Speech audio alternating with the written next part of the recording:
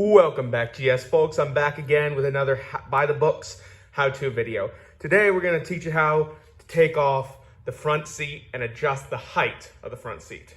So the first thing you're going to want to do is take off your rear seat, just like I've got a video on how to take that off if you're confused. Otherwise, you can refer to your manual. So once the rear seat is off, you're going to want to go ahead and turn this key to the right and then push back. I recommend putting a little bit of weight, pushing back on it towards the rear of the bike, and then pull up.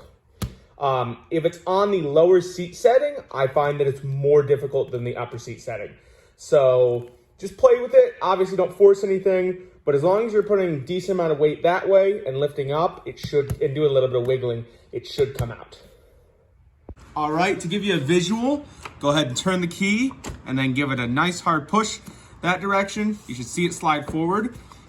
And then once you have it slid forward, you don't need to have your key turned anymore. You can go ahead and do it a little bit more and just pull up.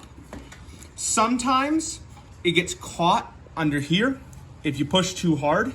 So just be aware of that. If you're pushing while trying to lift up, it may get caught. So what actually holds the seat in? Well, you've got these brackets here that metal rails on the seat slide into, and I'll show you those rails in a minute here. So you have them in the front. You got two sets. You have them in the front and you have them in the rear, two of them, right? So the right side is the only one that actually has a locking mechanism on it. So be careful that you can't actually slide out the left without sliding out the right. So make sure that if you're getting resistance on one side, to turn your key. Now, as you can also see, these sections are tiered on every set. The higher tier is the higher seat setting. The lower tier is the lower seat setting. The difference is about an inch.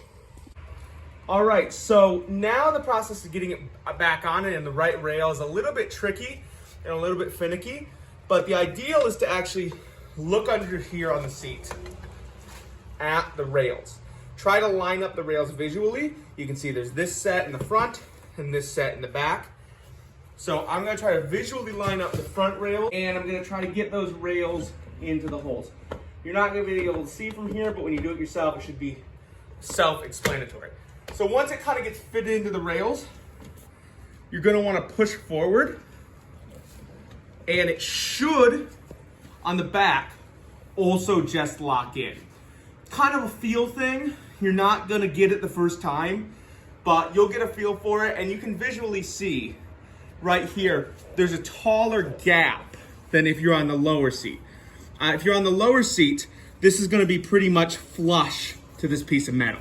So once you got it in place, you're gonna wanna give it a firm backwards press, and then try to remove it.